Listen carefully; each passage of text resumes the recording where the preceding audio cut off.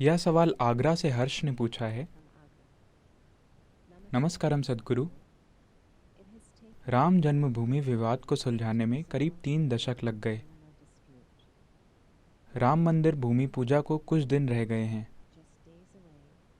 और अयोध्या में काफ़ी उत्साह है। हालांकि राम एक राजा थे, फिर भी आज उनकी पूजा क्यों की जाती है? मैं ये समझना चाहता हूँ कि आज के समय में राम कैसे महत्वपूर्ण हैं।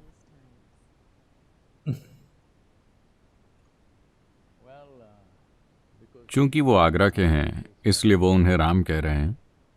हम जहां से हैं हम उन्हें रामा कहते हैं, तो हम उस आ को नहीं छोड़ेंगे।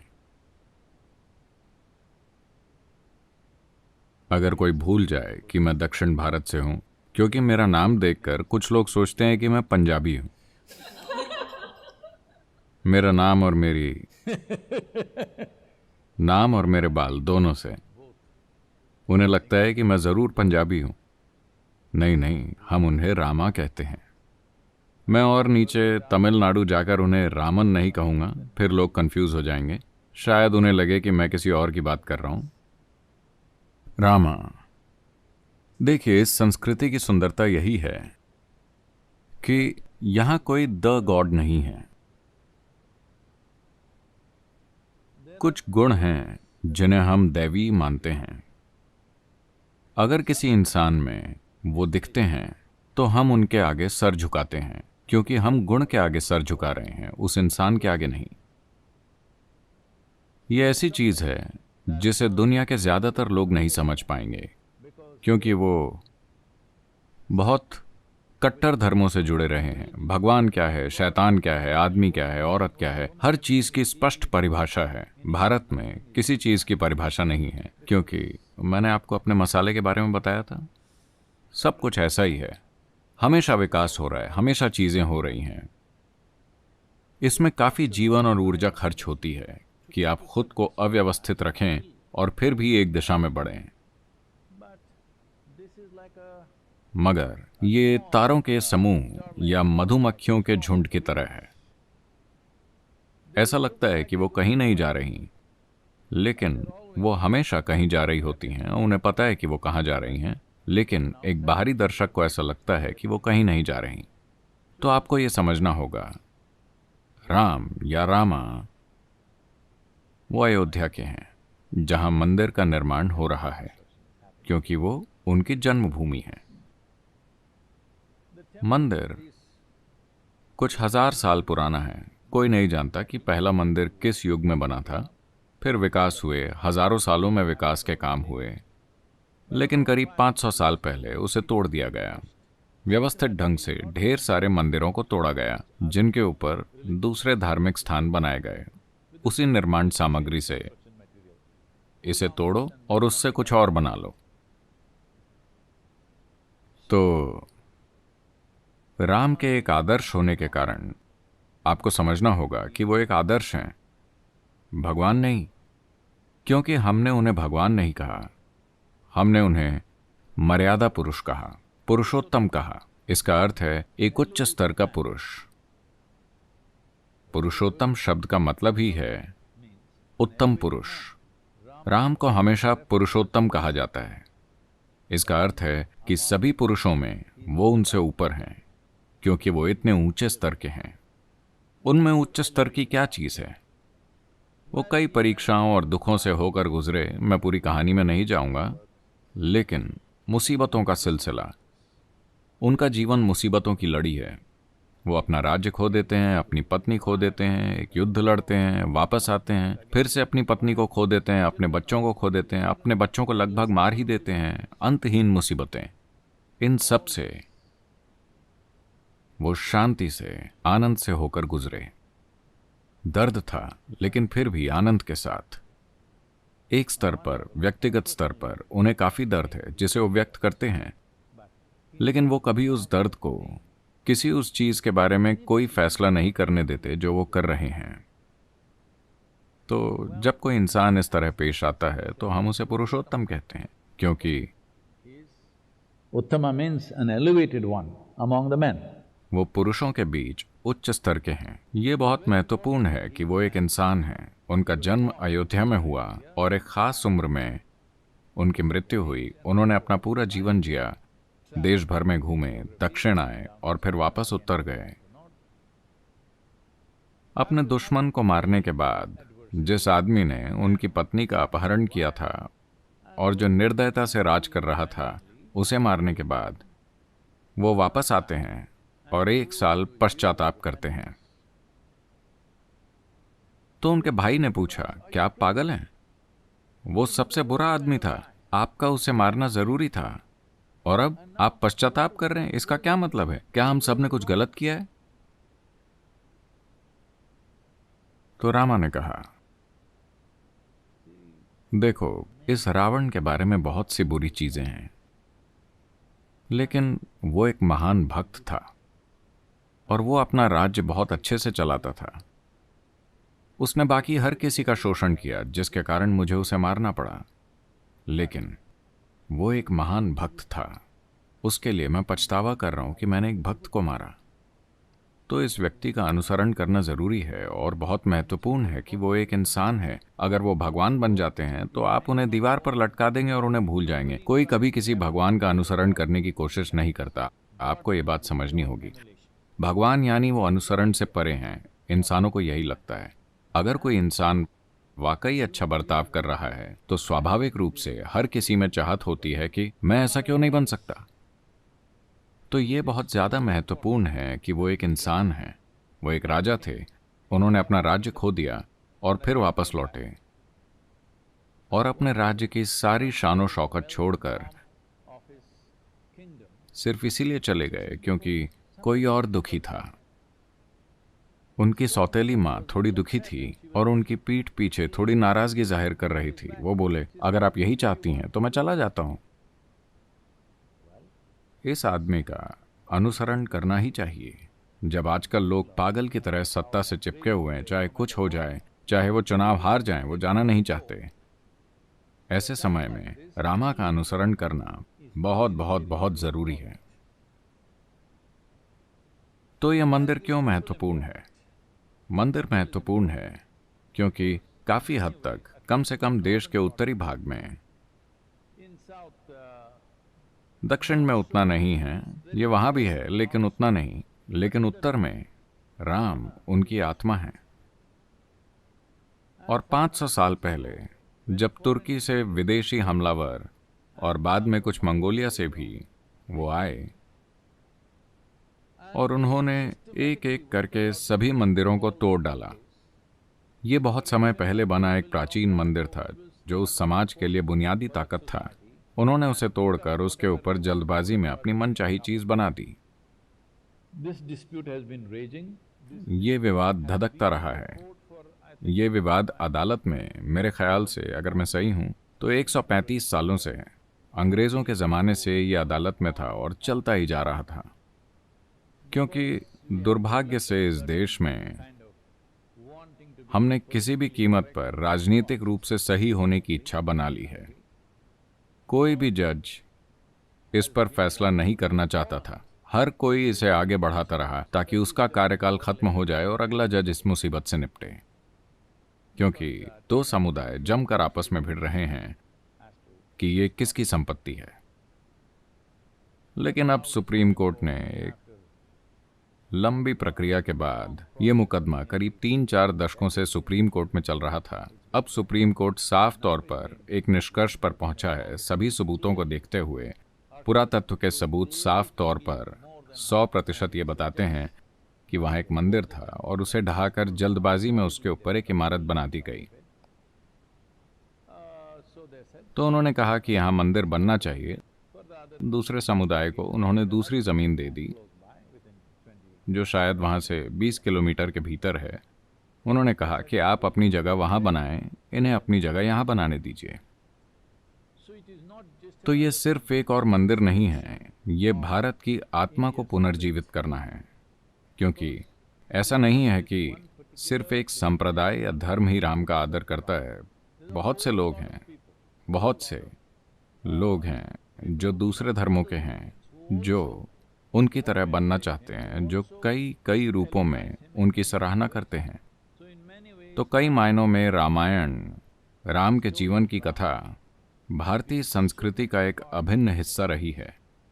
तो ये लगभग एक घायल राष्ट्रीय आत्मा को पुनर्जीवित करने जैसा है। तो मेरे ख्याल से ये अच्छी बात है कि ऐसा हो रहा है, वरना बिना मतलब दूसरे समुदायों के खिलाफ नफरत जारी रहेगी। इस हल के साथ बहुत से दिलों और दिमागों को ठंडक पहुंची है, जो देश के भविष्य के लिए एक अच्छी बात है। वरना दो समुदायों के बीच लगातार बिना मतलब टकराव चल रहा था। तो मेरे ख्याल से एक बड़ी समस्या हल हो गई है। तो 5 अगस्त को वो आधारशिला रख रहे हैं और उन्होंने वहाँ एक भव्य मंदिर बनाने की योजना बनाई है।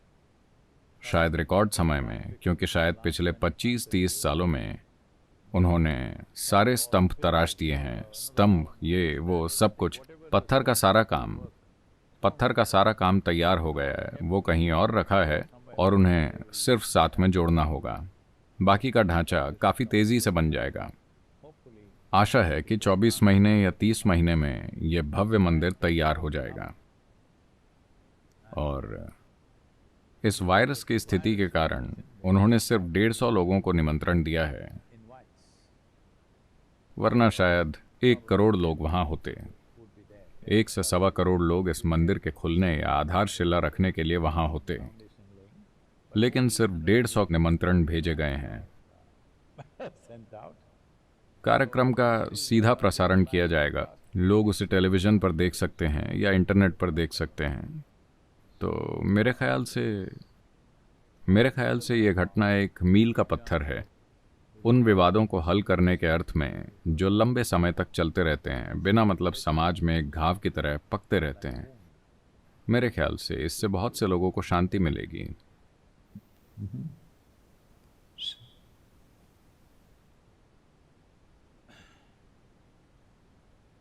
अब जबकि आपने राम के बारे में सवाल पूछा है,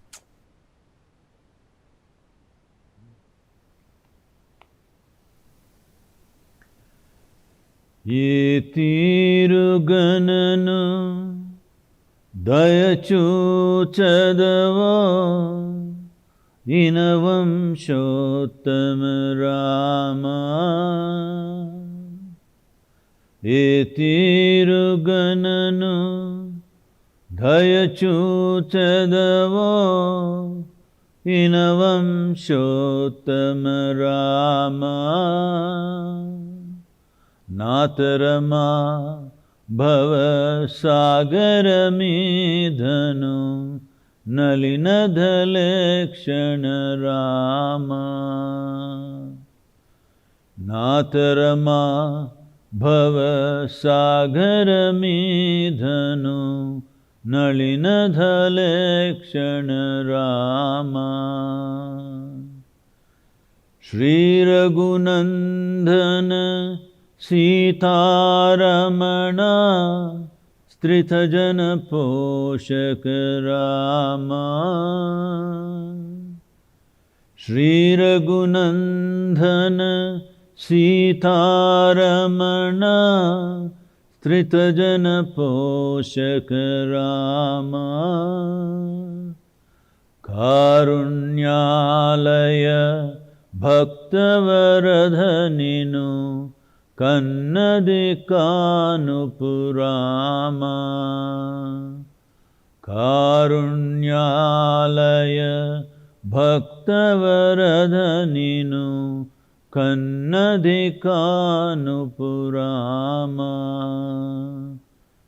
क्रूरकर्ममुलु नेरकचेसिति नेरमुलंचकुरामा।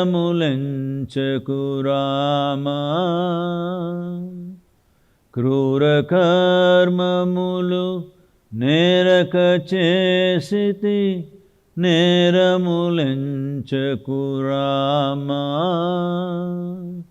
दारिद्र्यमु परिहारमु संयवे दैवशिखामणि